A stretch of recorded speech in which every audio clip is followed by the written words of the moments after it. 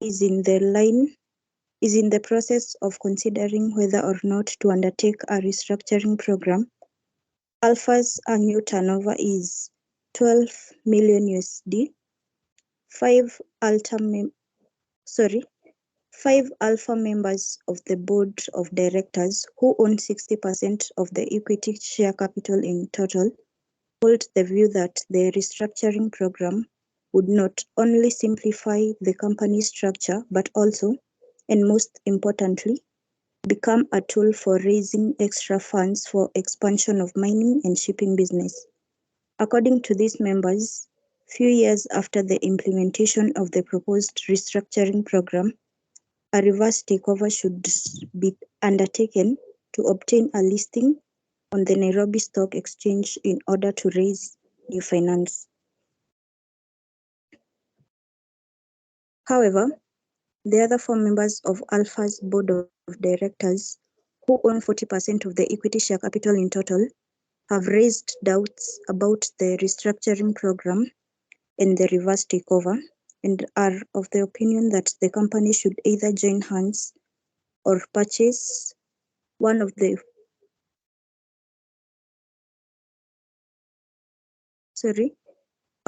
that the company should either join hands or purchase one of the two foreign corporate entities, Indaba Mining Limited, a Ugandan company that is the market leader in manufacturing equipment for mining sector in Uganda, or Ethiopian Shipping Services Limited, that holds 40% of the local market share in Ethiopian shipping industry. Both foreign entities seem very attractive for acquisition. This is because Indaba's Mining Limited annual takeover in the common market amounts to 10.2 USD, and the company has its subsidiaries in Uganda and Ethiopia with export revenues of 5 million USD from both countries. The Ethiopian company's annual turnover in the common market amounts to 10.5 million USD, and the company also has two subsidiaries, one in Mauritius and the other in Seychelles, which accrue sales revenue in excess of 5 million USD. Such expansion, according to four members of the Alpha board of directors, will have a huge positive regional impact.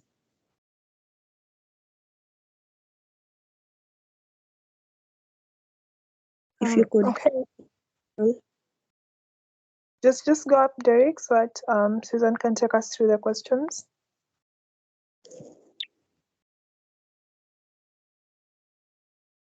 The first question: should Alpha Kenya Company Limited decide to proceed to negotiate a merger with one of the foreign entities, typically, what documents will the company be expected to execute during the initial preparatory stage of a merger and acquisition transaction, noting to explain their general contents?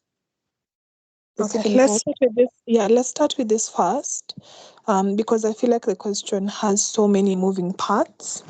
So yes, let me get your reaction. What do you think are the issues in this question?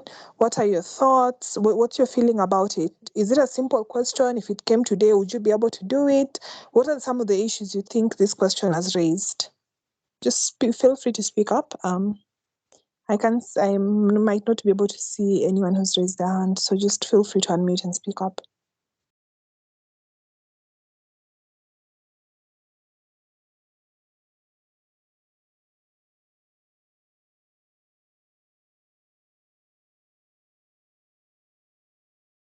Any thoughts on this? You can also just say it's a very hard question or it's a very easy question.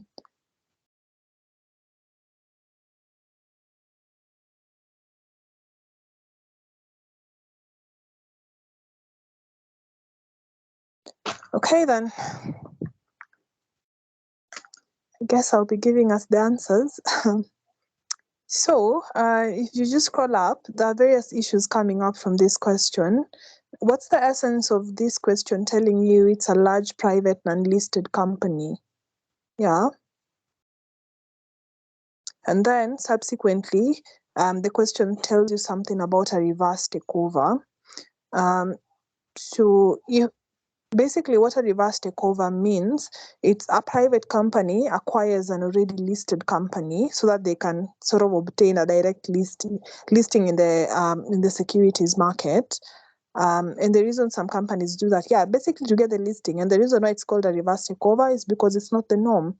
Typically, takeovers involve, say, one listed company acquiring another listed company. So here's a method through which non-listed companies can sometimes use to get a listing in the securities market.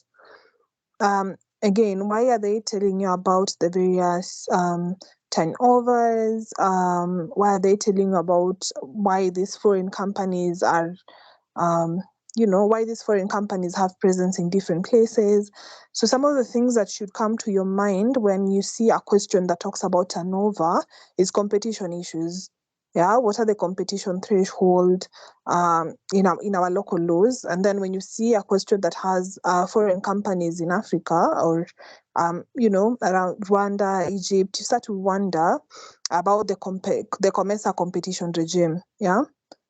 So I guess there are certain thresholds as well for you that would demand approval from the COMESA Competition Commission. So that's some of the things you need to think about. And in terms of where you can source this information is for Kenya, for Kenya's competition laws, you basically just need to look at the Competition Act, the competition rules that set out the merger notification threshold that was published in 2019, I think. Then you also need to look at the guidance note issued by the Competition Authority of Kenya that really just gives a breakdown of everything, and what the Competition Authority would look at. For COMESA, their website is very useful. In fact, I got a very nice link, which I could forward to Daniel for him to break down how the COMESA Competition Commission would look at these things. Though during our time in KSL, the lecturers didn't go that much into it. And yes, those are my general thoughts about the long story we've been given. So let's move to this part one. Should Alpha Kenya decide to proceed to negotiate a merger, typically, what documents will the company be expected to execute during the initial preparatory stage of a merger and acquisition transaction? So anyone who wants to explain to us how the process flow of an M&A transaction?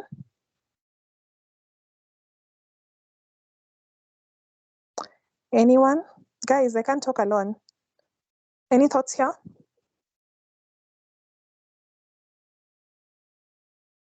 Yes, Raphael.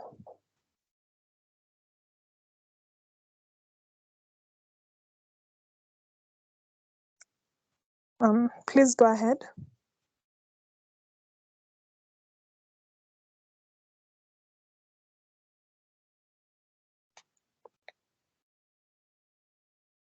Okay. So I'm seeing Raphael's hand is up, but we can't hear you. Or am I the only one who can't hear you?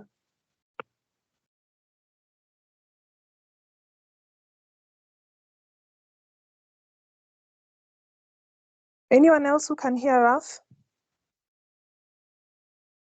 We can't hear him. I think he's having issues with his microphone or something. Okay. Anyone else who has thoughts on, who wants to give us a process flow of how a typical M&A transaction would go? Anyone else? Okay. In the interest of time, I will do that. So, a typical M&A transaction begins with identifying the target. Yeah. So an M&A transaction typically involves the acquisition of another company, whether it's a share purchase acquisition or whether it's an asset purchase acquisition. It just involves the acquisition of another company, of one company by another company. And so how the process begins is that you first identify the target. So basically the buyer will identify what company they want to acquire, after which they will proceed to, engage that engage the sellers in the company and subsequently issue a letter of intent or enter into a term sheet.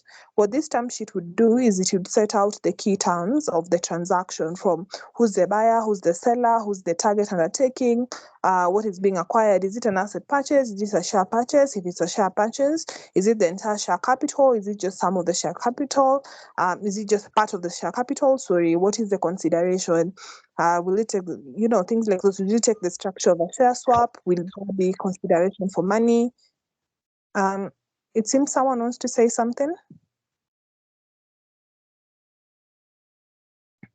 Concurrently with this, parties will also sign an undisclosure agreement. And the reason for this is some of these transactions are very sensitive. They require notification to the authorities. So you do not want to have a very big transaction out in the media, people construing whatever they want to construe before you fine-tune the details. Yeah, so parties would typically enter into an undisclosure agreement. So once you have done this, then remember, some parties choose to do the exclusivity letter separately. Some parties choose to include that in the term sheet as well. And what an exclusivity clause or letter does is that the buyer and the seller agree that they are not, the seller basically agrees that they're not talking to someone else about selling this company, other than the buyer. So they basically agree to exclude themselves from engaging any other potential buyers for a certain period of time, say for instance for 60 days. So that's what an exclusivity clause does. Yeah, it gives the buyer a bit of comfort that the deal will not go up in flames, even as they try to just fine-tune, agree on the structure, etc. So once you finish this initial phase, there's the due diligence phase. So companies, typically in an M&A transaction, you could have the legal due diligence, tax due diligence, financial due diligence. Nowadays, companies also do environmental due diligence. You need to understand what you're getting yourself into. For instance, in a share purchase transaction, if you're acquiring the entire share capital of a company, you're also taking over the liabilities of that company. So you need to understand, do these people have issues with KRA? Yeah. You do not want to acquire a company, then subsequently wake up one day and you're told, oopsie, actually, there was a tax assessment that KRA had issued, yeah? So those are some of the things that you consider. Is the company properly incorporated? Yeah, are the records up to date? So things like those. How are the financials looking like? Because what you discover in the due diligence phase also affects the terms and structure of the transaction and even the consideration. Once you do the due diligence phase, you go to the disclosure letter. So the purpose of the disclosure letter and the party that issues it, basically the seller issues a disclosure letter to the buyer with certain general and specific disclosures. And the reason for this, it's like a CYA for the seller. Yeah. It's like a cover your ass letter for the seller. Sorry for the choice of words, but yes, that's basically what it is. Because typically what you find in the due diligence phase and what you don't find, some of these things the buyer usually comes into the agreement and tries to cover themselves by introducing certain warranties and representations. So what the disclosure letter does is that it qualifies the extent to which certain warranties can be given. For instance, if you're going to tell this seller to warrant that the undertaking does not have any debts, yet in the disclosure letter they've told you that the undertaking does have X and Y debt, then really you can't insist on that warranty. Yeah, so basically it's an I told you so kind of situation. So you have general disclosures and you have specific disclosures. Specific disclosures are those that go to the core of the transaction, that are not particularly typical or are unique to that particular transaction. Once you finish the disclosure phase, then you go to the share purchase. The share purchase agreement, share swap agreement, asset purchase agreement. So basically the drafting phase, yeah, of the agreements. Then once you finish that, then you have now, before signing and after parties have agreed, there are certain condition precedents that must be met. Some include obtaining regulatory approvals, like an approval from the Competition Authority of Kenya. Yeah, so you have certain conditions precedents that you include in the agreement, that even if the agreement is in agreed form, parties won't sign until these condition precedents are met. Or parties will sign, but they won't complete until these condition precedents are met. So for instance, these parties will sign the agreement on 4th November, but completion doesn't happen until, say, 90 days from the signing date after parties have obtained certain approvals. Yeah. Once you've met the condition precedents, then you go to completion. Now, what happens in completion? Basically, seller hands over the documents relating to the target, including the signed share transfer forms, the share certificates, company records. Buyer, on the other hand, makes the payment, the completion payment. So typically you'll have situations where on signing, the buyer pays a deposit and perhaps issues a proof of funds letter. And then now on completion, they pay the balance. Again, depending on the structure of the transaction, sometimes say the buyer could have obtained financing. So you just get an undertaking from the buyer's financier. And then once you are done with completion, you go to the conditions subsequent. So conditions subsequent are things that are done after the transaction that will ensure the buyer takes full benefit of the target. Yeah. Those could include handing over keys, just things that will ensure the buyer can take benefit of the target. That's how the structure would look like. Are we together up to that point, or have I lost anyone?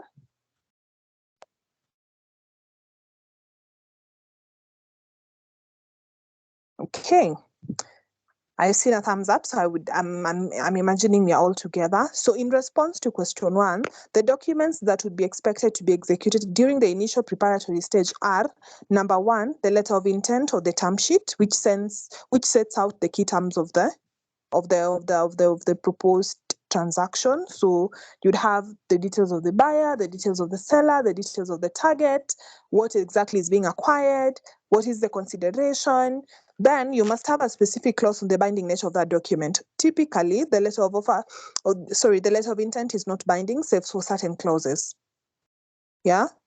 So you must have a specific clause relating to the binding nature of that letter. Yeah, just so that should you discover things during your due diligence phase, you're not forced to proceed with the purchase. Then you could also have the exclusivity clause, which says that the seller shall not engage any other person for 60 days from the signing of this letter of intent, just to lock in the seller in that transaction.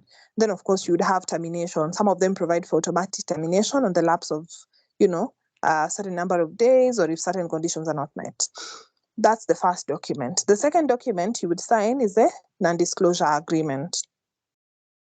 The reason why, and again, I already explained that, so I won't go into details. So basically, parties agreeing to keep the details of this transaction confidential. So those are the initial documents you sign before now you proceed to the due diligence phase. Again, as I'd mentioned, sometimes instead of an exclusivity clause, parties do an exclusivity letter. So you could just mention that as well. I don't know if anyone else has any additional points before we go to the second question.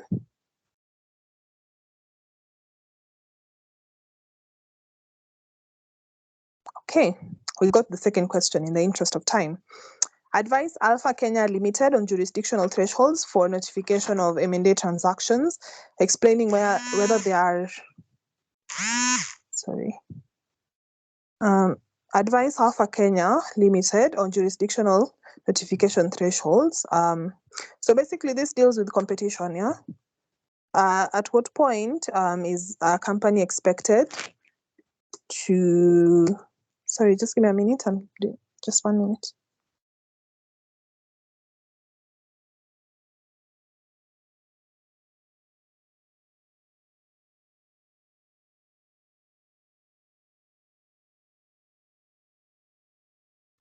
Okay. So in terms of the merger notification threshold, so we have the mandatory notification, and then we have the exclusion application, and then the no notification threshold. So I'll just quickly take you through this, though there's the Competition General Rules 2019 that you could refer to, that will give you the threshold for notification to the Competition Authority of Kenya. So there are two things that you look at when you're considering the notification threshold. You're looking at the turnover of the merging parties and the value of the assets. Yeah. So mandatory notification will be required, and mandatory notification means that you notify the CAK and you await their approval. Mandatory notification is required where the higher of the combined annual turnover or value of the assets of the acquirer and the target is above 1 billion shillings, and remember, it's not or, and the higher of the target's annual turnover or value of assets is above 500 million shillings. So on the one hand, you have the turnover or assets of both the merging parties being 1 billion and above 1 billion, sorry. And then now you have the other threshold now for the target, i.e. the turnover and the value of assets is above 500 million. If this threshold is met, you have to notify the CAK and you have to await their approval. Remember, there are certain, if a transaction requires CAK approval and you don't obtain it, that transaction will be deemed void.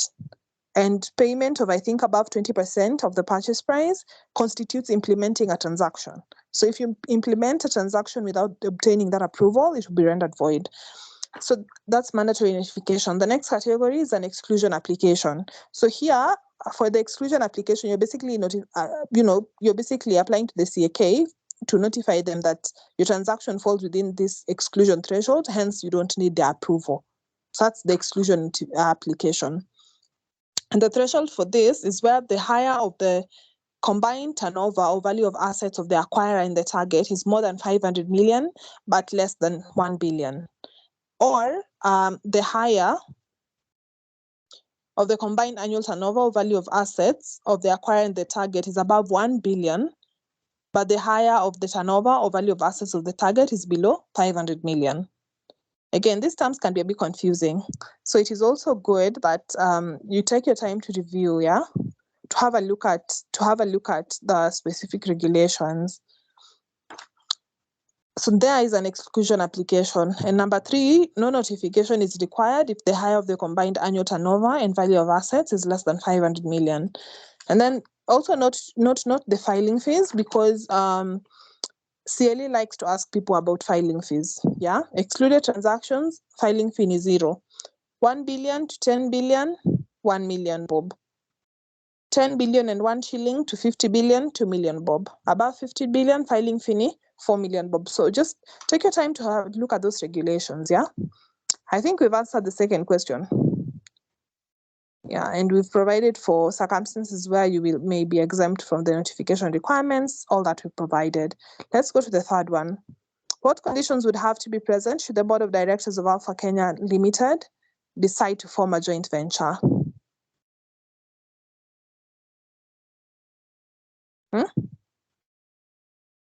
All conditions would have to be present. So I was not exactly clear on what CLE was trying to assess from this question. But in my view, or how I would have approached it, I would have talked about the categories of a joint venture, the contractual joint venture and the corporate joint venture.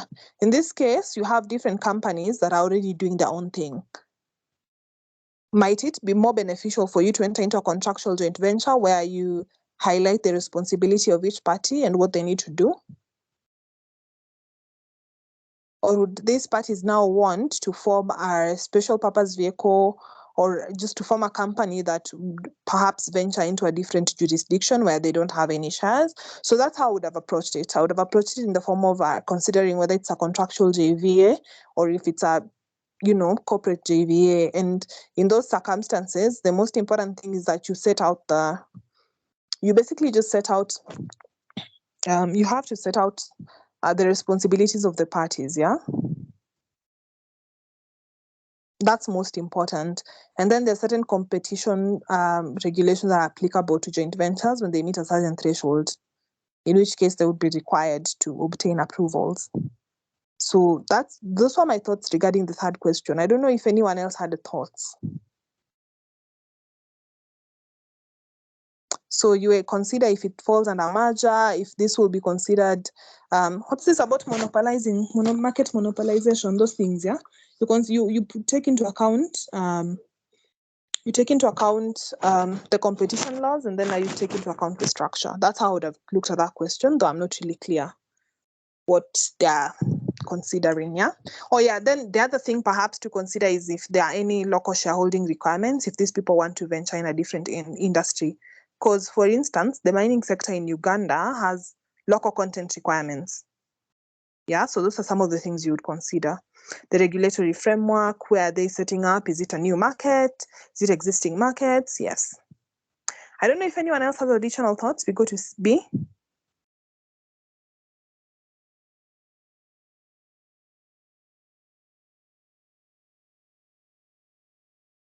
Okay.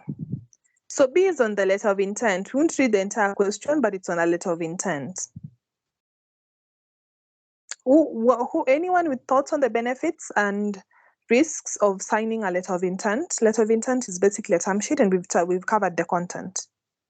Anyone with thoughts on this? Guys, I can't talk the entire time. Someone else has to talk as well.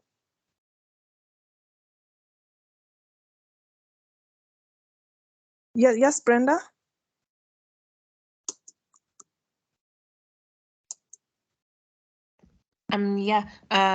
So the risks of signing the letter of intent, especially to the company that wants to acquire the target,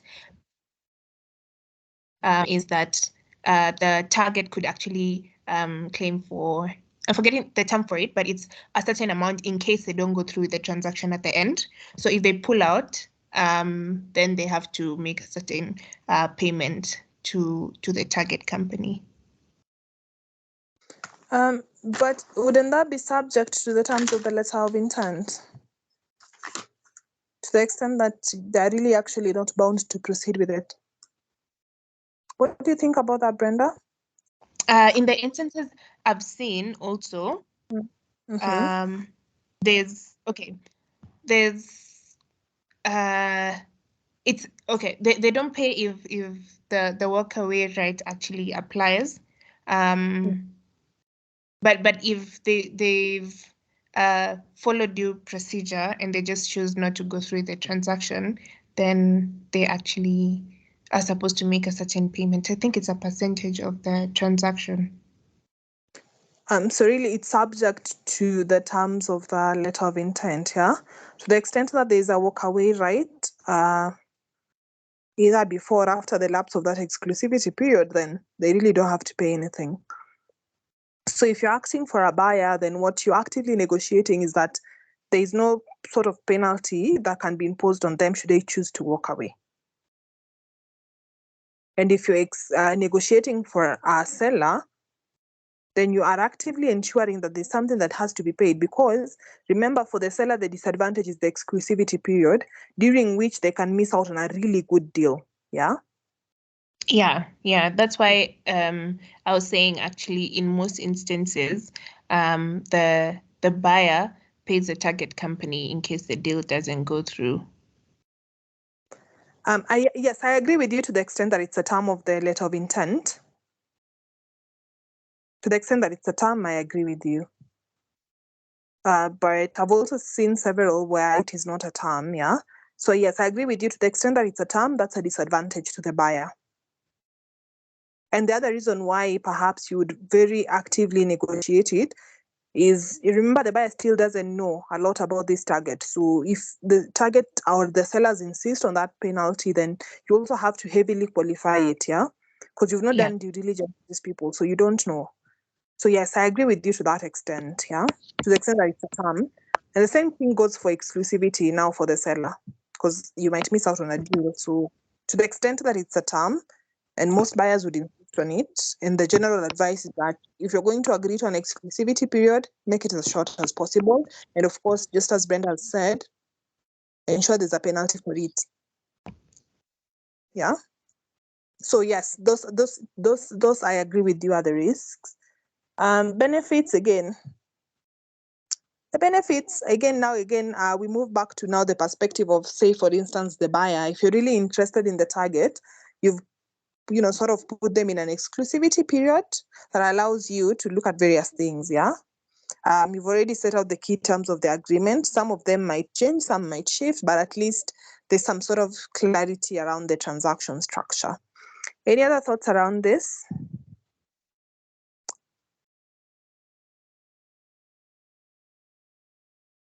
Yes, Donna? So could we say another risk is this issue about confidentiality, because you, in as much as the letter of intent is not binding, you people will be negotiating and you'll exchange information, and there may be an NDA, but then there's a risk of now that information being disclosed, even sorry, when the transaction does not go through. So there's risk of. So thank you so much for that point. The only reason why I might be of a different view is because if the person breaches an NDA, then you have recourse. I mean, the risk will always be there that someone will disclose what they should not disclose. And especially if it's now a listed company that's acquiring something, say a private company, or if there are certain approvals required, there's always a risk someone will talk, but to the extent that you have an NDA, then the risk is mitigated. But yes, it's always a risk in business. Yeah. Any other thoughts before we go to the next?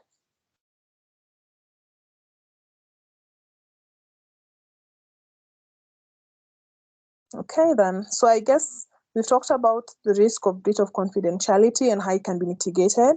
We've talked about the penalty clause being a risk to the buyer. We've talked about the exclusivity period being a risk to the seller. The other risk to the seller, by the way, is the unbinding nature. Yeah, you can spend a lot of time negotiating with this person and they won't go through with it because and it's unbinding. So really you can't enforce it against them. That's the other risk. And we've talked about the disadvantages, the advantages, which is primarily setting out the transaction structure. And then, of course, you discuss the perspective of the seller, what is the advantage, and what the perspective of the buyer, what is the advantage. We can go to question 2. Who's happy to read for us? Just read through to part C. We answer haraka, we go to question 3. Yeah. Timely Limited is a limited company that is incorporated and has its registered office in South Africa. The company is desirous of setting up a branch in Kenya to carry out their watchmaking business. Due to expertise on matters company law, the directors have approached you in your offices to discuss how they may go about setting up their watchmaking business in Kenya. Advise them on the following aspects. A, requirements for registering a foreign company branch in Kenya. B, in discussions with you, the directors would like to know in detail the different shares that are available for issue in a company. And C, the directors would like to further understand the need and process of disclosure of beneficial ownership of companies in Kenya. Thank you so much, Brenda. Who wants to take us through A? A is simple and straightforward. Who wants to take it up?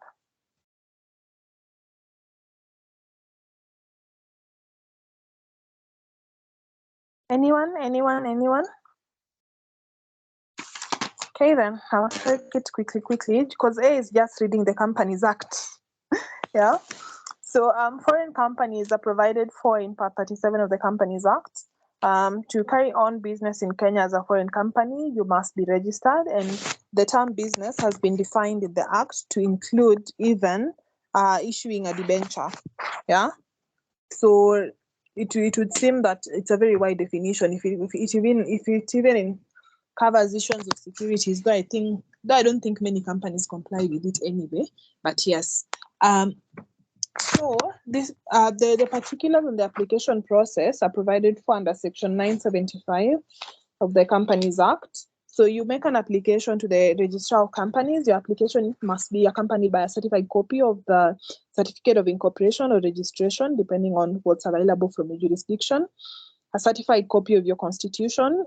In Kenya now we have memorandum and articles of association, so the equivalent of that. And then the list of directors and your shareholders and their personal details, the address. And then now on registration, the registrar allocates the company a unique number and issues them with a certificate of compliance. In this application, you can also include the name that you intend to carry on business with. Yeah, so that's basically just a general overview of the process. But yes, just go read Part 37 of the Companies Act. It's very simple and straightforward. Yeah. We go to the second one. Different shares that may be available for issue in a company. Anyone wants to take us through that?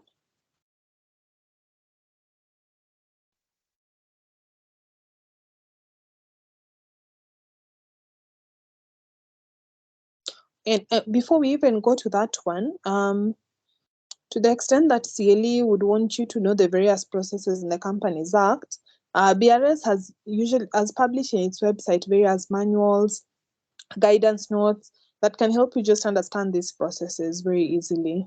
So if that's something you're incorporating as part of your revision, just have a look. Yeah, have a look. Then now part B, who can take us through the different shares available in a company? Going once? Going twice? Okay, I'll take us through. Now, I have, anyway, let me not bring in my intellectual disagreement with this question, yeah? Because a company can literally issue any types of shares. You can issue different classes of shares and attach different rights to them. So intellectually, it's not feasible to just ask people to tell you the different types of shares. A company can decide to issue shares called Class A shares, Class B shares, allocate them different rights, or it can issue shares called anything, yeah, and allocate them different rights.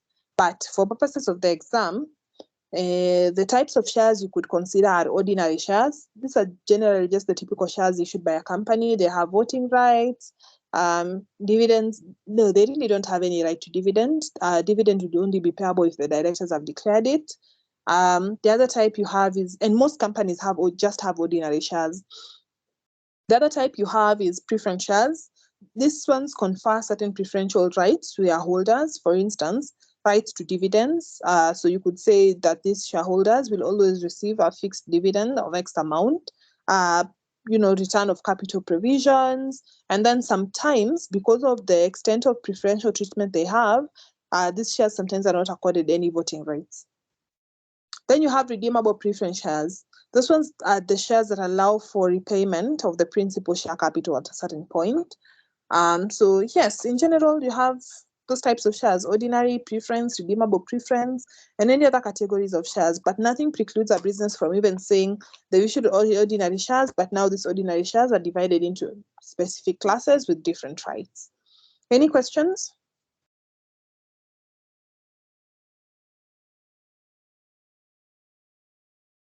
Going once? Yeah. Going twice? Sorry. What are convertible preference shares? Sorry? What are convertible preference shares? Convertible preference shares. Top of my head, I don't have the answer for you, but I would imagine there are shares that allow the owners to, at a certain point, either exit and get their money. Let me just look it up. Haraka. Top of my head, I don't have the answer for you though. Convertible preference shares, yes, they have gotten the answer. They usually carry rights to a fixed dividend for a particular term, and at the end of the term, the company can choose to convert it into ordinary shares or leave them as they are. Interesting. Yeah, so from a quick Google search, what I'm seeing here is you have a right to a fixed dividend, and then the company can subsequently choose to convert you back to ordinary shares, which do not again have a right to dividend. Okay. Sawa. So I'll also send you guys some website I found that has good information around the various classes of shares, yeah? I'll send it to Daniel, he can forward it to you. Okay. Any other question? I think Donna had a question, yeah? Sorry, it was a mistake. Sorry. Okay, sawa. Haya, twende kwa the next one. Beneficial ownership. Who wants to take that one for us? Going once? Going twice? Going thrice? Okay, I'll take it. So the directors would like to further understand the need and process of disclosure of beneficial ownership of companies in Kenya. What is the need? The need is to basically understand who is behind the companies, basically to lift the corporate veil. That is the sole purpose of these regulations, to lift the corporate veil and understand who exactly is behind this company. I think I was muted. I wanted to say something. Okay, yes, please. The need for disclosure aligns with also what's the name of this thing? Anti-corruption regulations, because then you're able to like keep tracks of anti-money laundering business or things like that. So it helps with things like anti-money laundering and anti-corruption things. I completely agree with you. And right up there, just add also public procurement and public finance management. So you had those situations of politicians giving themselves tenders through their companies. Yeah? Yeah. So even public procurement provisions.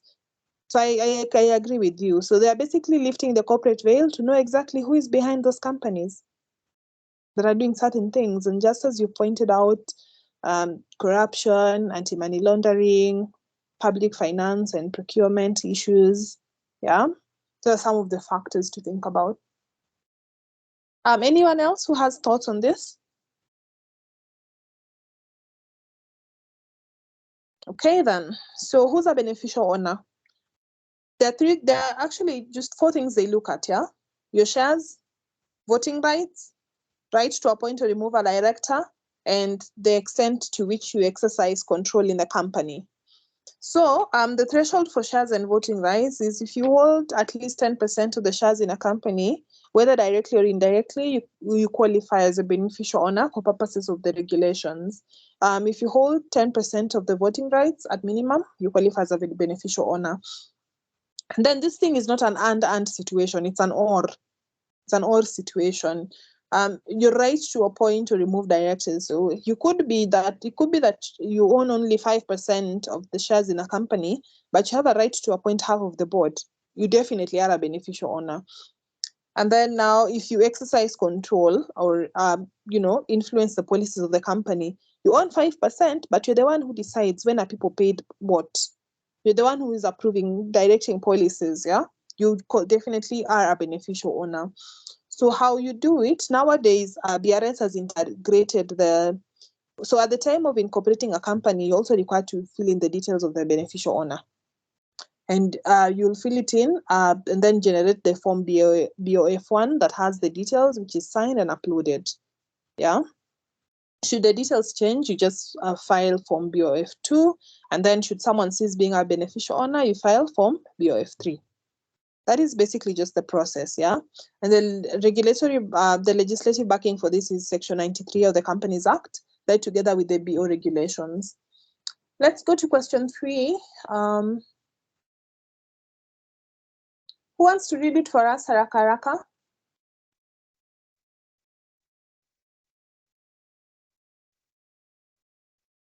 Or have we all read so that we just go through the specific questions? Because we can actually just go through the specific questions. They're not necessarily tied to the long story. So we can go through. Anyone who wants to read part A of the question? I can read. Yeah. Thank you very much. Derek, please just scroll down. Yes. Part A.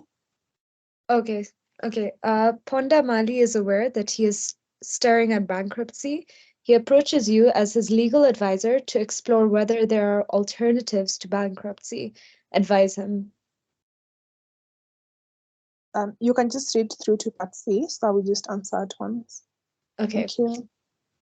Ponda Mali is still concerned that one of the creditors who has been sending him angry letters may apply for a bankruptcy order. He has asked you to write a legal opinion discussing the requirements or conditions to be satisfied regarding when a creditor may apply for bankruptcy order in respect of debtor. C. Ponda Mali fortunately enjoys a very cordial relationship with his bank despite his recent misfortunes. Using this special relationship with the bank, he has managed to identify some farmers who are willing to supply him with beans for exportation. His suppliers have asked for a letter of guarantee, and as the legal officer, you have been requested to draft one and hand it over for signing by the bank manager. Prepare a draft letter of guarantee mentioned above. Thank you so much. So we go back to part A, alternatives to bankruptcy. Anyone who wants to check this? This one is very easy, guys, yeah? Anyone who wants to take us through that? Yeah, I could. Thank you. Please go ahead. Wait, this is of a company. I wasn't able to read the question, but it's of a company, right? No. Oh, it's an Companies and bankruptcy does not apply to companies. Insolvency applies to companies. Yeah. The company's insolvency. Yeah. So this one is an okay. individual. Yes. I'm not so sure whether they're the same. They're not the It's a same. different procedure. There are Yeah. certain similarities, but actually there's only one similarity. The others are different. Just let us share with us what you have, and then now we can discuss. Oh, okay. But that's like for corporates. I could let someone like do that for an individual. Someone else who wants to take up the individual one? I saw Donna and 2 other people. Sorry guys, I can't seem to see them right down, so just unmute and talk. Okay, I think I'll give one and then the rest can also give the others. So one alternative to bankruptcy is the no asset procedure, where the debtor has no realizable assets. He or she can apply for the no asset procedure, and to qualify for this, they need not to have been previously admitted to this procedure, the NAP, and then they also need not to have been adjudged bankrupt, and the debts should be not more than, I think, 4 million. Yeah, not more than 4 million. But not less than? And they not less than 100,000.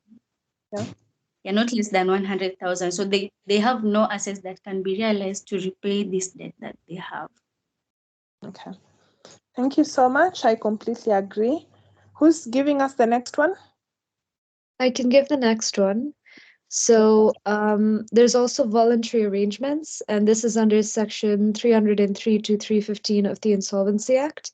And this relates to a proposal that's basically made by a debtor to their creditors for an agreement or an arrangement that can satisfy their debts. And a supervisor is responsible for implementing and supervising this under section 315 of the Insolvency Act. Insolvency Act, yeah. Yeah, that's basically what I have. I agree with you. I mean, the substantive procedures of convening the meeting for creditors, considering this, the proposal by the debtor, the adoption of the proposal, and the court order being issued. There are those substantive procedures, which I don't think we will go into, because the purpose of the session is to just guide us to the right direction. So I completely agree with you. Who's taking the next one?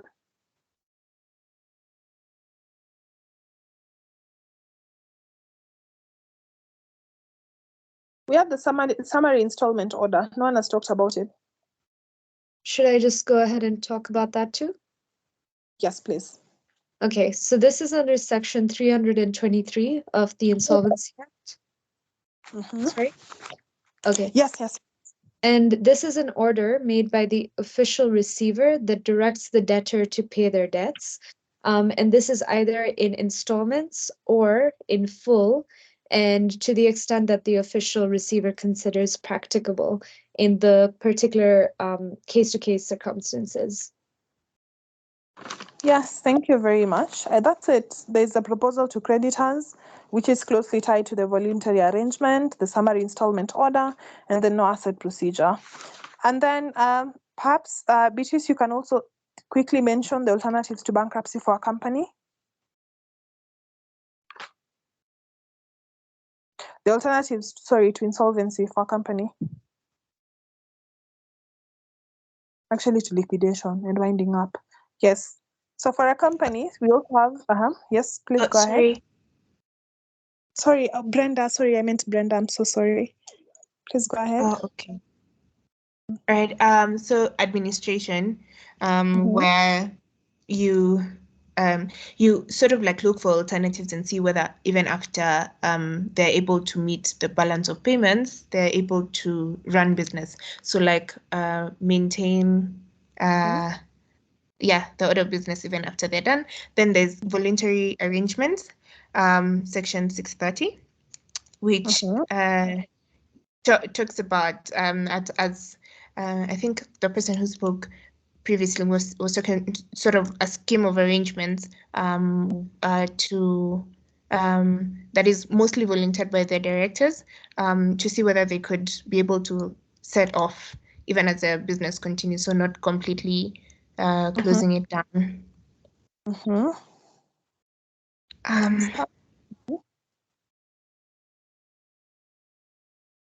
Top of my head, I can also just recall voluntary arrangements and administration. Yeah. I think there's a third one. Is there a third one? Top of my head, I can also only recall those two. But yes. Okay. Yeah, but just something that I forgot also. Administration is under section 521, if I'm not wrong. From 521, and there are other sections in there because there's like 530 where there's the appointment and 531 where the order is issued for administration. Then something else just to let you guys know, yeah, scheme of arrangements is covered under the Companies Act, by the way. Yes. So under Part 34 of the Companies Act, there's a procedure for how the scheme of arrangements will happen. Just look at sections 922 to 928 of the Companies Act. Actually to 929, yes, of the Companies Act. It deals with those schemes of arrangement. So we go to the next one. Thank you guys for participating in this one. Yeah, kuna swali? Is there a question? Okay. Let's go to part B.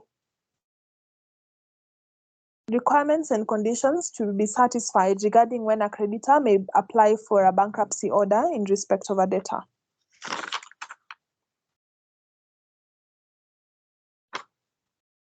Anyone with thoughts before I can take it then?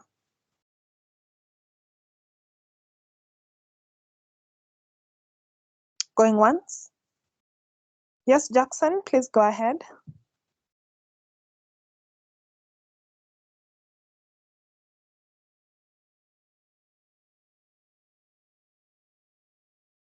Jackson, I don't know if you're on mute. I might it was by mistake, but we can't hear you.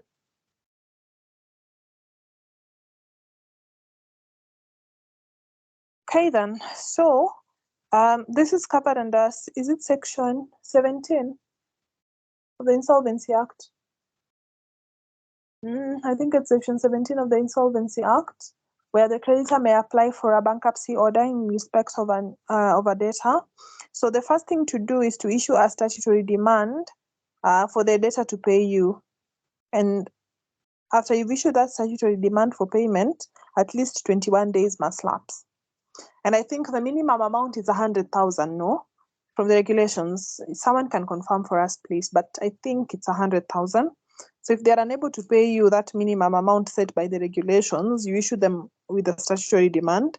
Yes, Oscar? Yes, the amount is 250,000. 250, thank you. Asante sana. That's regulation what? Not sure, I have to confirm that. Okay. Regulation 3. Regulation 3. Sawa. Thank you so much. So you issue the statutory demand, 21 days lapse. And then once the 21 days have lapsed, then now you can make an application to court. And I think that must be satisfied at the time of the application. So it's not just the 21 days lapse, it's the 21 days lapse and no application has been made to court to set aside that statutory demand, or the statutory demand has not been set aside by the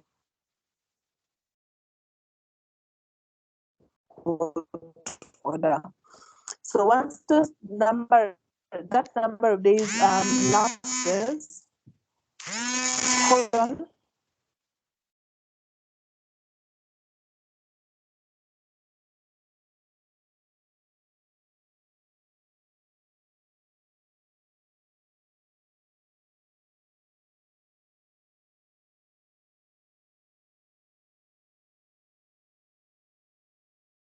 I'm so sorry for that. So the requirements are the amount of the debt or the aggregate amount of debts is equal to or exceeds the prescribed bankruptcy level, which we have just been informed is 250,000. The debt or each of the debts is for a liquidated amount payable to the creditor or one or more of the applicant creditors, either immediately or at some certain future time, and is unsecured. And then number 3, the debt or each of the debts is a debt that the debtor appears either unable to pay or to have no reasonable prospects of being able to pay, and there is no outstanding application to set aside the statutory demand in respect of any of the debts or the particular debt. Those are the conditions that must be satisfied, yeah? And they only appear not to be able to pay the debt if the 21 days, the statutory demand, have lapsed. Are we together up to there? Yeah, that's pretty much it. And then now we go to Yes. thank you very much. We go to the letter of guarantee. I don't think this one requires us to belabor anything. See, it's basically the bank saying that they irrevocably guarantee and undertake to pay on demand X amount. Sindio, that's just it. Yeah, this guarantee is for a sum of X, into brackets the amount, the bank hereby, and it is issued in favor of, say now, the farmer, and on account of, say now, Ponda Mali. And then now a paragraph just saying the bank hereby irrevocably and unequivocably undertakes to pay on demand X amount of money. That's just it. And the purpose of the letter of guarantee is when someone doesn't, it's basically you trying, say now these farmers, they're just trying to secure themselves by making sure even if this person can't pay us, the bank, then if we issue a demand to the bank, we'll be paid for the beans we have supplied. And who has additional thoughts? I really don't think they need to belabor this. And also what would be helpful is if you have never seen anything like this, just go to the internet. I can try and Google and get you guys drafts. Or I can try actually extract a draft for you somewhere and appropriately edit and send it. Yes, but yeah, just Google. But it's basically just an irrevocable undertaking to pay on demand a certain amount of money. And then there's timelines for when it lapses and it's governing law. That's it. And it's usually just maybe like 3 or 4 paragraphs. Yeah, so I can get you guys a draft. Sasa, twende question 4. Who wants to read for us question 4?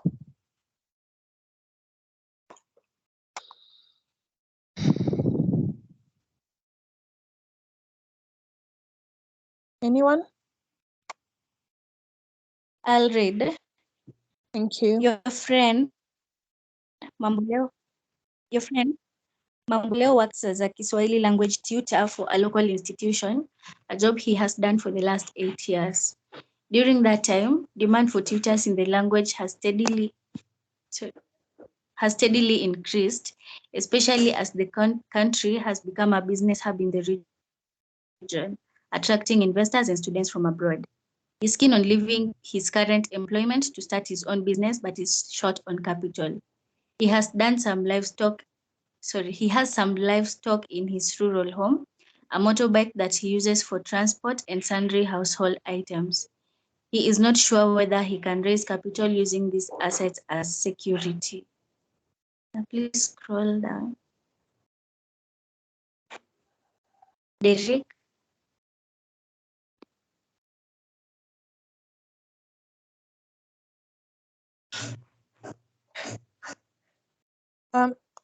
Derek, are you able to scroll down?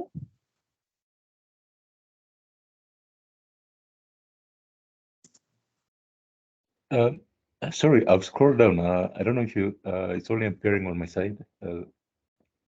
Oh, now we can see it. Thank you. I still can see it. Let me work on my network. I can finish the last part because I can see it. Yes, please. Yep. Oh, okay. I think she can read it again. Do you want to continue? Okay. Mamboleo has approached you for advice on the specific nature of the security agreement he needs to enter into with a would-be lender, the requirements for the agreement to be valid, and the steps regarding registration of the agreement. Advice Mamboleo, 10 marks. Hi, this is another this one was free marks, guys. Yeah, who wants to take it?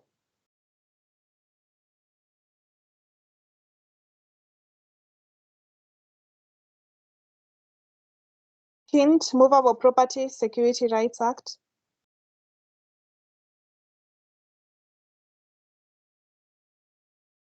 Who wants to take it?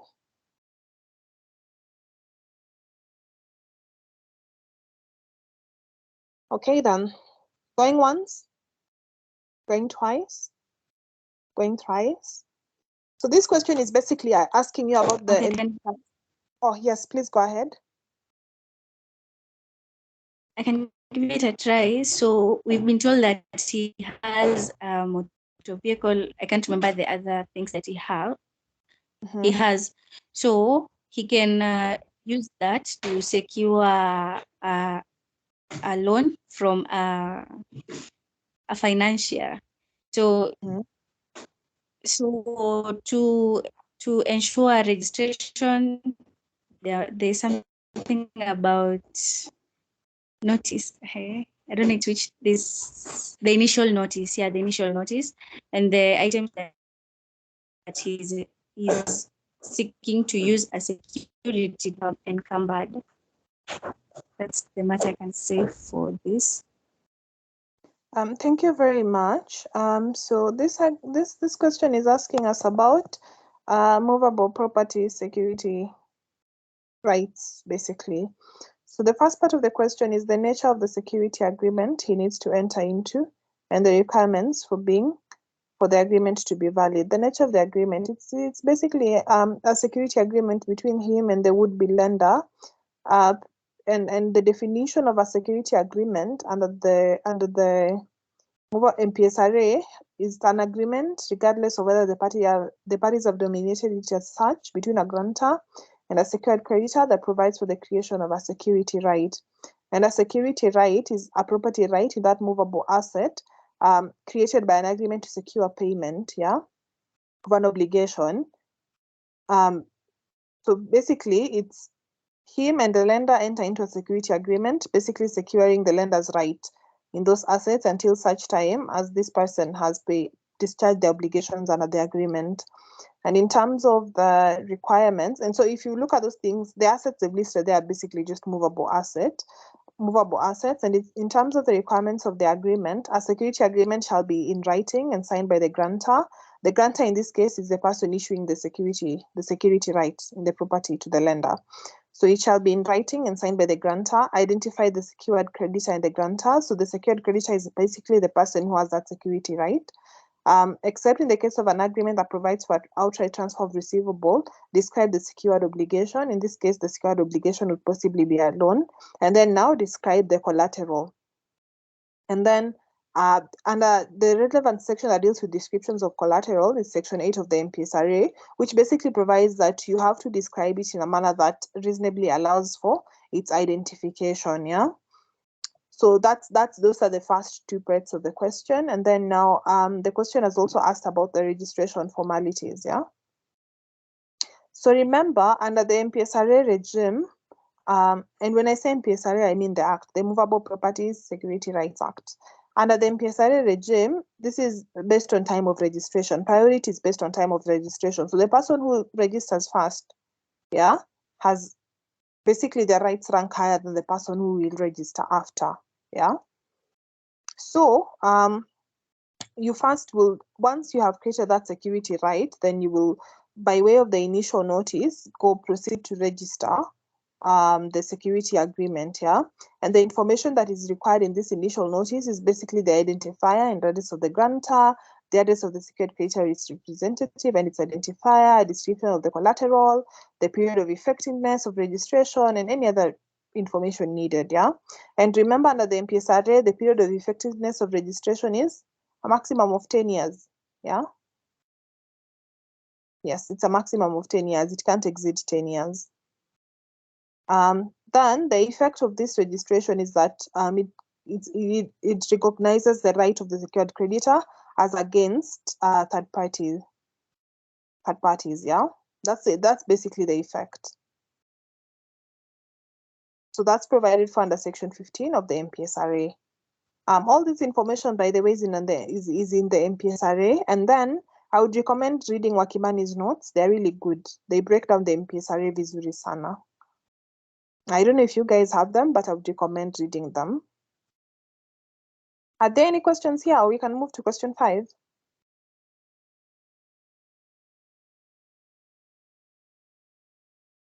Okay, then. Anyone who wants to take us through question 5?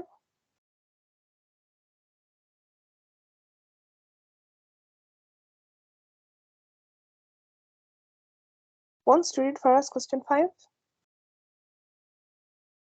Derek, you can also read for us.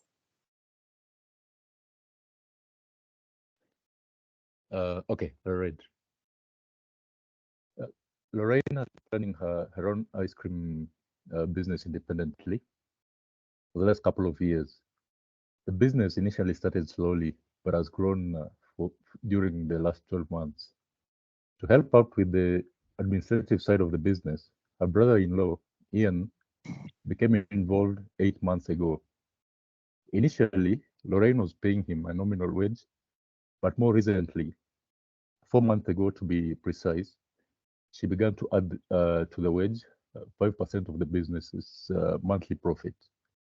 Ian, who has recently taken early retirement, has been looking for a project to get involved in, given his previous commercial experience.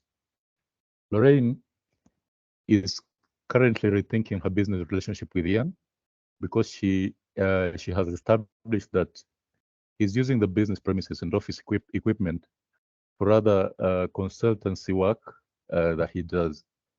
To add to that, she discovered that the other consultancy services have been rendered to 2 neighborhood businesses, one of which is an ice cream parlor located within a local supermarket. Ian has been able to attract the consultancies due to the success of Lorraine's business.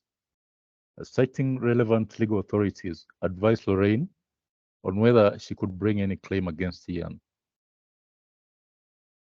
Thank you so much. Anyone with thoughts on this question? I will admit, I've thought about the employment side. I can't see any damages. I thought about it contractually. There's really no contract because there was no express provision prohibiting this guy from doing what he did. I've thought about partnership. I don't think there's any such thing as an implied partnership. And to the extent to which it could,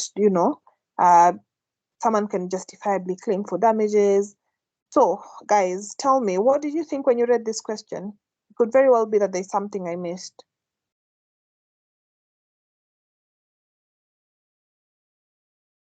In fact, the only claim I see here is a claim for what?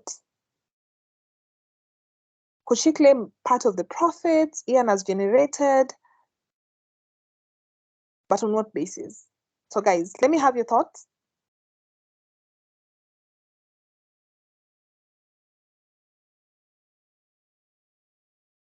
What did you think about this question? I thought about it. I'm still brainstorming and seeing what the nature of remedies Lorraine could have other than just letting the guy go. Because typically what you would see is in an employment relationship, if the employee has done certain things that have either cost the company money, sometimes employers can dismiss you and also bring a claim against you. That much I've seen. But the question is there an employment relationship between these two? Yeah. Had there been a contract, and here you can't imply any contract. You can't say contract by conduct to the extent that the contract prohibited him from engaging in other businesses. Yeah. Had there been an express contract prohibiting him, Lorraine could bring breach of contract and claim for damages. So I just want to know your thoughts on this.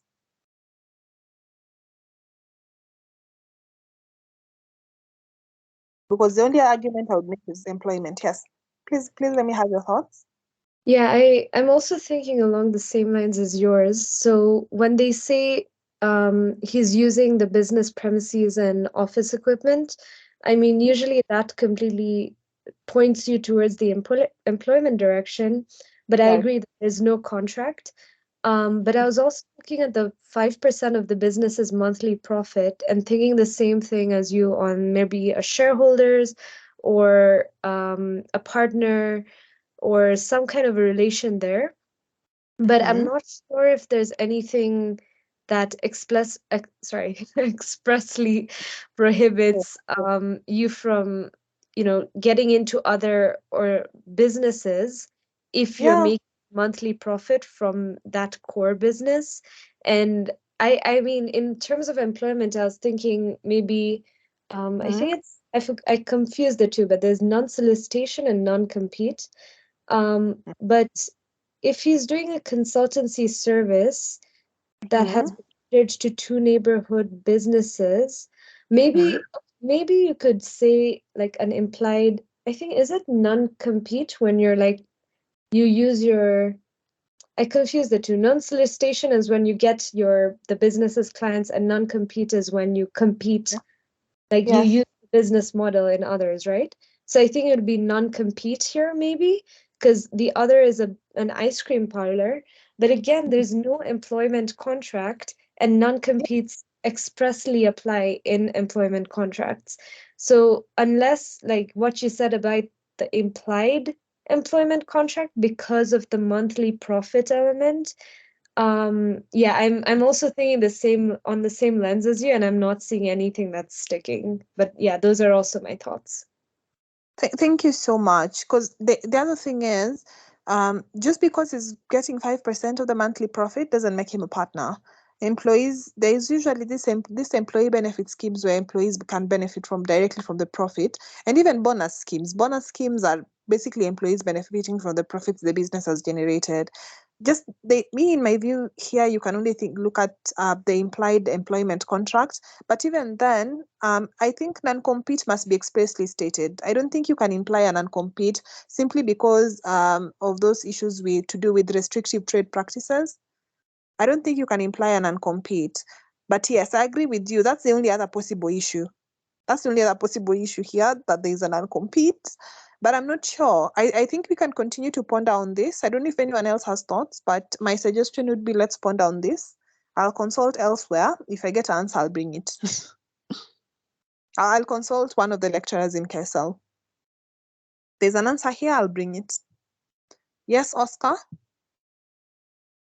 Well, I just want to buttress your point that this gentleman is precluded from a partnership or from being a partner, basing my argument on the first schedule to the Partnership Act, which talks about when persons do not carry business on, do not carry on business together.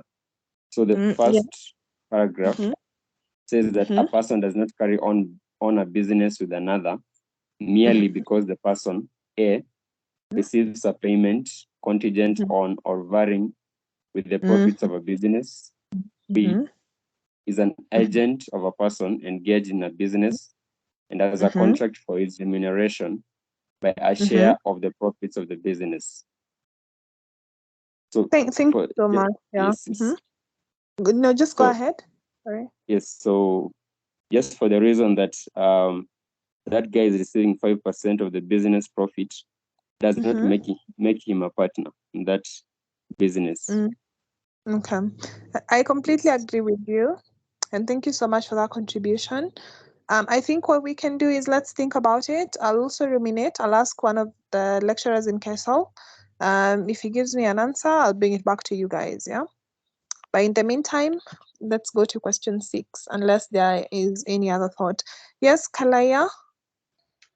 Also, just in addition to, I think Oscar said, so it's section 28 to 29 that states that a partner is not, if a partner is not entitled to remuneration for taking part in the management of the firm's business, then it isn't a partnership deed. Yeah. Okay. Thank you guys so much. I appreciate.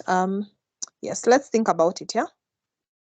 And perhaps get back with something. Who wants to read first question 6?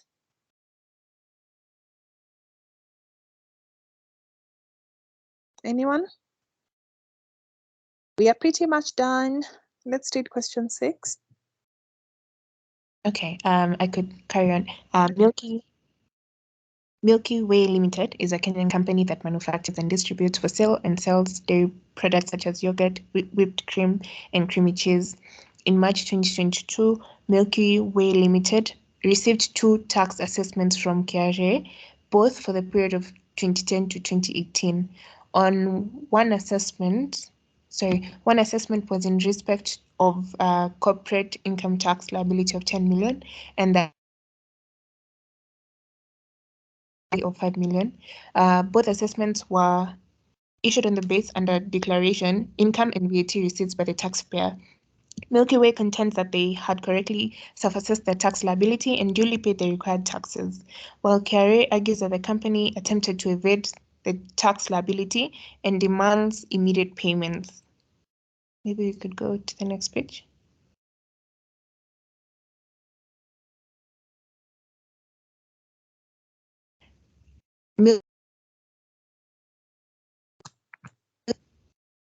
Okay, from Milky Way Limited, I think. Milky Way Limited have come to you for a legal opinion on the following questions. A, whether KRA can issue Milky Way Limited with an assessment for 2010 to 2018. And secondly, B, as a taxpayer dissatisfied with KRA assessment, what are the major steps that Milky Way Limited should take before going to the Tax Appeals Tribunal? Thank you so much. Who has thoughts here on part A? Yes, Tasneem. I can add a quick thought on. I remember discussing in a commercial like CT class on how KRA can only keep records for up to 5 years. I'm not sure what legislation to use to support that claim, but yeah, I think that's a contribution. Thank you so much. Yeah, it's under the Tax Procedures Act. They can only issue assessments of up to 5 years, so a maximum of 5 years from the last date of reporting. So if the last date of reporting was June 2010, then they can only issue a tax assessment anytime between June 2010 and June 2015. Beyond that, they cannot, unless, and there's a qualification. But let's hear other thoughts as well. I saw a couple of hands up. Let's hear various thoughts.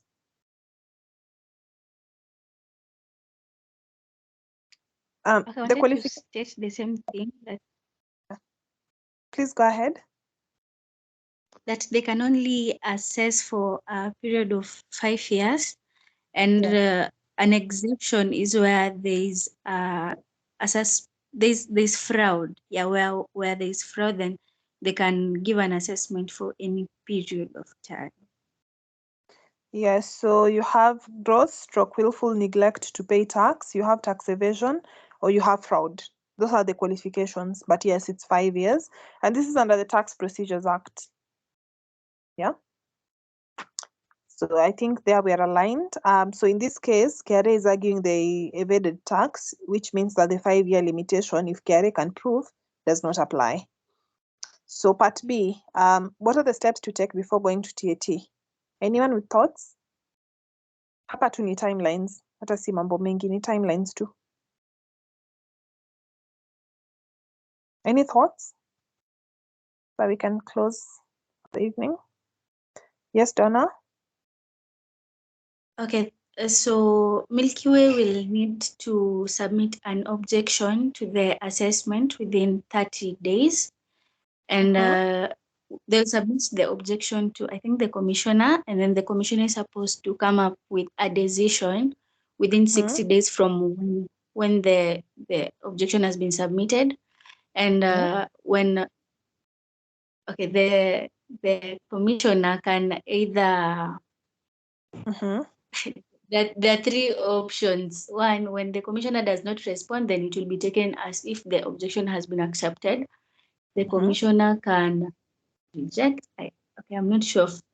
Reject, or maybe find it invalid, or accept. So where it has been rejected, that is when now they will proceed to the Tax Appeals Tribunal. Okay.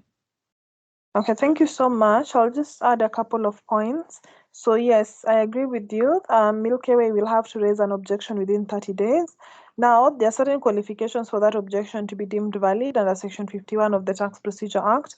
Number one, the objection must state the grounds and the amendments required and the reason. Number two, if there's an undisputed amount, so say it's an assessment for 5 million, you're only disputing 2 million, then you must pay the 3 million first. And finally, number three, you must submit the relevant documents. Now, if the commissioner reviews that objection and sees that certain conditions are not met, then your objection is not valid. So they'll inform you of this invalidity within 14 days of receiving the objection. And if there's any additional documents they require, they will also request you, and you must provide this within 7 days. And then now they have 60 days to make the determination. And then if you don't agree with the determination, then you can make an appeal to TAT within 30 days of the commissioner's decision. That's it. Any questions, any thoughts as we close the session? Do you mind just repeating the last timelines that you said? The response will be made. Yeah, the 14 days, and then after that? So after you submit your objection to the commissioner, they will consider it within 14 days to consider the validity, because we've talked about the conditions for validity. So maybe you've provided that, oh, it is not valid, but you've not provided the supporting documents. Yeah, you've said you disagree with an assessment, but you've not provided supporting documents. In that case, that objection is not valid, and the commissioner is well within their right to request for additional information, or you've not provided the reasoning. So within 14 days after submitting, then they can reach out to you to share the additional information. And then now, once you share this additional information, you're required to share it within 7 days.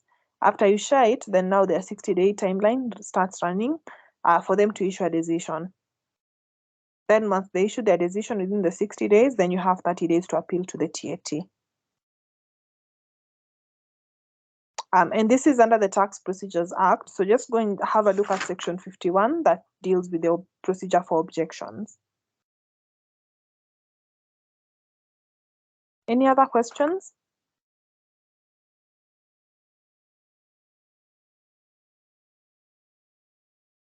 Going once?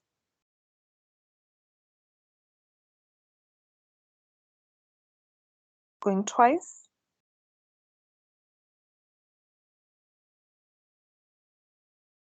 Going thrice?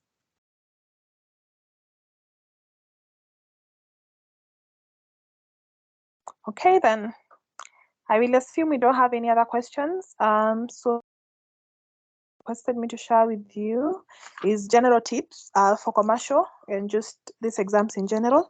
Guy, I don't even think I introduced myself. My name is Quinta. Sorry, I was in the ATP class of 2021-2022. Yes, sorry, I forgot to introduce myself. In terms of general tips I can give for commercial, commercial needs you to read. There is really no shortcut to it. You need to check out the course outline and get your notes and read. And because I understand that time has passed and now we are close to exams, assuming you just want to save the academic year or save the semester, my advice to you would be take the course outline, go consolidate Wakimani's notes, go consolidate any other notes from your lecturers, use those ones. The notes won't take you too long to read because they're basically slides, yeah? Use those ones to read. But make sure as you read the notes, you compare them against the legislation just so that you don't quote any outdated legislation. That's my general advice. In my view, I found this lecturer's notes to be very helpful compared to this other 500-page CG MacD's notes for commercial, especially because some of those things can be outdated. So my view for commercial is use what the lecturer has given you, read it vis-a-vis legislation, and then the other dangerous thing you should not do with commercial is revise for commercial only with past papers. Please don't. Past papers come after you have read, especially for commercial, because as you have seen, these papers are so wide. They will touch on tax, they will touch on what, they will touch on what, And the paper that people will get next time might not be similar to the one they've gotten this time. Yeah, and then you remember commercial had those syllabus changes. So my view, read your notes first. Read it against the course outline, do your group discussions, then look at the past papers. Donna, I can see you have your hand up. No, it's not up to mine, sorry. Okay. So that's the advice I would give for commercial. There's no to worry about it. I can just read.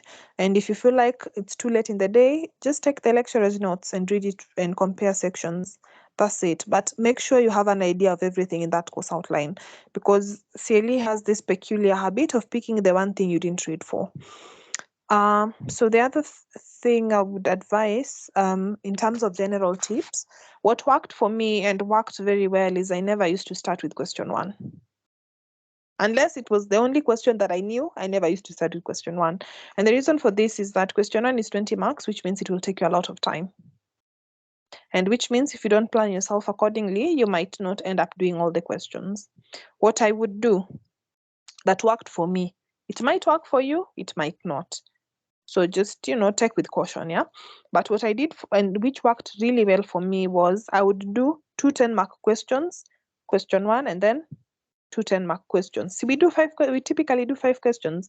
That's what I would do. 2 10-mark questions, question 1, 2 10-mark questions. I think the exams are 3 hours, no? Yeah, so just see how, and yeah, if the exams are 3 hours, last I checked, they were 3 hours. The first 2 questions, I would do them in 1 hour. Question 1, I give it 1 hour. The last 2 questions, I try to give it 45 minutes. So at least I have 15 minutes to go through my paper. That's what I would do, and which really worked for me. The other general tip I would give is have a community. You don't have to be reading with them all the time, but have a community. CLE can get so intense. You need people to vent to. You need people to commune with. You need people to banter with. You need people to joke. You need people to joke with about how difficult a particular question was. Get yourself a community. And what is the other thing I thought was particularly relevant? My general approach towards all these papers, and which worked really well, was make sure you have an idea of everything in that course outline. You don't need to know it in depth, but at least know something about it. That way, you will always have something to say. And I think CLE is more gracious to you when you have something to say. Yes, so that was my experience. It was very intense, but it's not that bad. And if you're a spiritual person, pray. It works magic. Because I remember one of my papers I spent the whole night reading, so I didn't sleep. So when I was doing the last question, things happen. But it was one of my highest performed papers. And that to me was a miracle. So if you're a believer, pray. It also works. So I'll take any other questions for me. Comments, questions?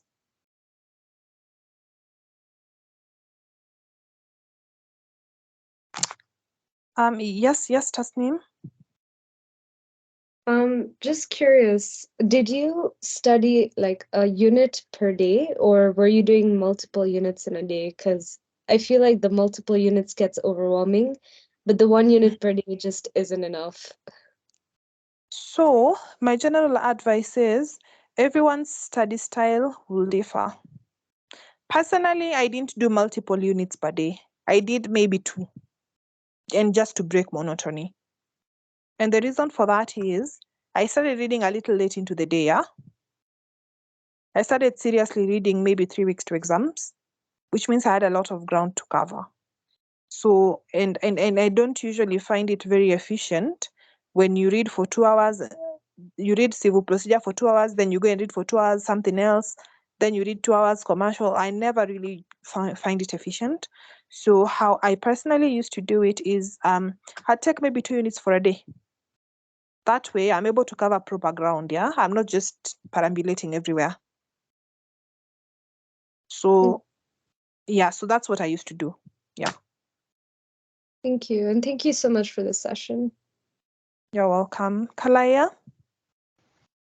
This might sound like a rather obvious question, but what would you recommend apart from commercial, like for the other modules? Should we know most or all of the course outline, or is there another way? Because like stuff like conveyancing is really overwhelming at the moment. Yeah. Okay. So, Kalaya, my general principle is to know, at least have an idea of everything. If conveyancing is overwhelming, stop reading with textbooks. Leave them. Go for Leah, what's her name? Leah, the lecturer for Leah Kigwatha. Her notes are really good. Their slides, they're brief, they're good. If notes get overwhelming, leave them. Go to those slides. Once you finish those slides, skim through the Land Act, skim through the Land Registration Act, and skim through the Section of Properties Act. You will be good. Okay, that breaks it down a lot more. Thank you so much. And that was encouraging.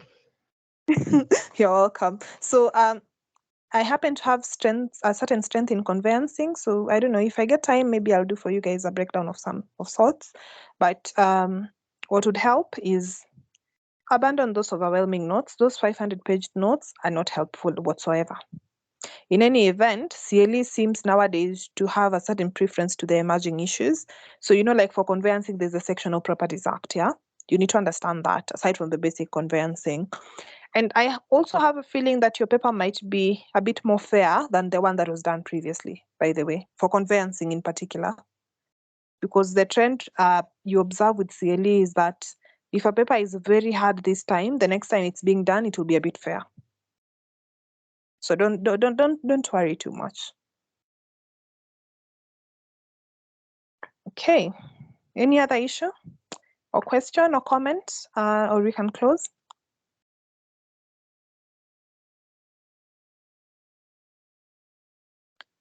Sawa, then I'll hand over the session back to Daniel. Thank you all so much. Thank you for participating. Thank you for your time.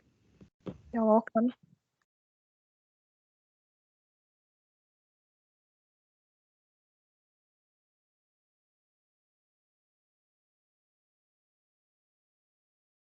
Daniel over. Oh yeah, thanks. Thank you, Quinta. Guys, let's just clap for her again. I think that was such a good work. That was really resourceful. Thank you so much. Yeah, I know you're quite busy, and you know we're very thankful for just creating time and coming here to share with us, and that's great. Yeah, again, you've said that you have you'd like to come back and share with us ideas on conveyancing. Yeah, we still have that time. I'm thinking maybe next Saturday, next weekend, just before this lot begin the exams, you can just come in and we can have a conversation. We can just have an open session where these guys can just have questions or ask questions. Then I think we can just be answering randomly, just to ease their mind even as they get ready for the exams. Daniel, let's side chat. Let's side chat on schedules. Let's see if we'll side chat or if I'll just do a quick summary, a quick written summary on things to focus on. All right, that's fine. Yeah, let's side chat. Thank you. Okay, guys. Oh, all right, thank you. Okay, guys. I think that was it for today. I hope that we've learned much in relation to. Yes, Priska, you have a question? Yeah, I wanted to ask how advice on maneuvering through accounting in LPM. All right, Quinta, would you like to take that? Priska, my advice for LPM is if you're not very good with accounting, no mathematics. No theory. Sorry, no theory. But theory can be overwhelming. So at the bare minimum, know how the tables in accounting look like. Because in accounting, it's not the correct answer that gives you the 10 marks. It's cumulative. So from doing the table, knowing where the debit is, knowing where credit is, knowing where, that formula for assets, is it? Equity is equals to assets plus liability. So assets and liability will be on one side. Equity will be on the other, or something like that. I can't remember. But that's really it. Yeah, know how the tables look like, so that at least you get marks for drawing. And I like to be a very practical person. So as a practical person, I will advise, at this point, get a friend or two who have understood it. Let them explain to you.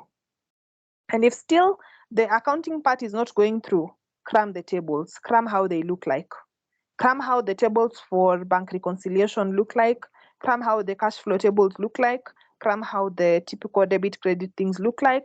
Advocate cash book need free marks, by the way. Get someone. Kwanza, you should never miss any questions for advocates cash books. Those are free marks, free marks, free marks. Get someone to explain it to you. If it's not coming through, cram the damn thing. Cram the tables. You don't have to shika everything, yeah? Because you know, sai ni kwa semester, yeah? So cram those tables. Theory, you just, you know, this Mary, this lady called Mary, think Mary someone, she wrote a textbook for LPM. Take that textbook, and my strategy for LPM, by the way, was cramming. I properly crammed and it worked. So it's a good strategy if you have not tried very much for it, yeah? So that textbook was very helpful to me. But personally, I had to take time with LPM because I hadn't been reading it a lot. But at the bare minimum for accounting, usikose marks za kuchora table. Yes. Sama, thanks. Nivo. All right. Thank you. Sorry, before you go, senior. Yes. Yes, I request that you kindly send that textbook. Thank you. Oh, I switched phones, so I probably don't have it, but I think we can post in our KSL class group. Someone must have it. All right, thank you. All right. Do we have any other question? Any other last question before we close? I know we're closing early today, but that's good. At least you'll have time to relax a bit. Do you have any other question? I think we don't. And just to reintroduce Quinta, and just to let you guys know, she was the top of our class. Yeah. So whatever we've discussed here today can work for you. It worked for her. I know it can work for you. So I hope that we can take this seriously. And I know you'll learn much. You'll learn much, the much that you can. Okay, guys. I think that was it. Donna, I don't know if you're around. Maybe you can pray for us today as we close. Like, can I maybe delegate it to someone else for today? I'll pray next time. Who do you want to delegate it to?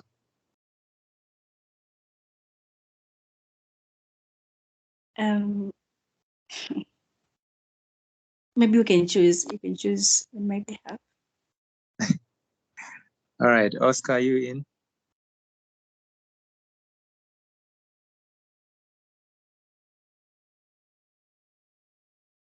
Okay, it's fine. I'll pray. You know, Quinta has also said if you're spiritual, you need to pray. She saw miracles. Anyway, let me pray. Our Father art in heaven, Lord, we thank you so much for this session. We thank you so much for convening us here. We thank you so much for what we've learned today. Even as we go to rest, may you help us to have good rest. Even as this Lord gets ready for their exams, may you hold their hands, may you order their steps, may you walk with them, may you go before them, King Jesus. Jehovah Jireh, there's nothing that you cannot do, there's nothing that you cannot change. May you help them to prepare and prepare well. May you give them the grace that they need, oh God, my Father. We come against any anxiety, we call upon your peace. May you give them peace, King Jesus, oh God, my Father. May you hold their hands, oh God, my Father. May you walk with them, King Jesus. Lord God, we thank you, we worship you, and we adore you. And it is in your mighty and your holy name that we pray and believe. Amen. Okay, guys. I'll save the recording for those who came late. And I know that you'll be able to learn much. Bye, guys. Bye, Quinta. Thank you so, so much. Asante sana. And my contact is available. If you need it, you can ask Daniel in case you want to chat about anything. Bye. Thank you. Yeah, guys. You can hit me Sorry, up if before you, what's your LinkedIn, Quinta? My LinkedIn, it's Quinta Otieno. Yeah. Why? Okay. No, I'm just asking. Okay. Sawa. Sure. Bye.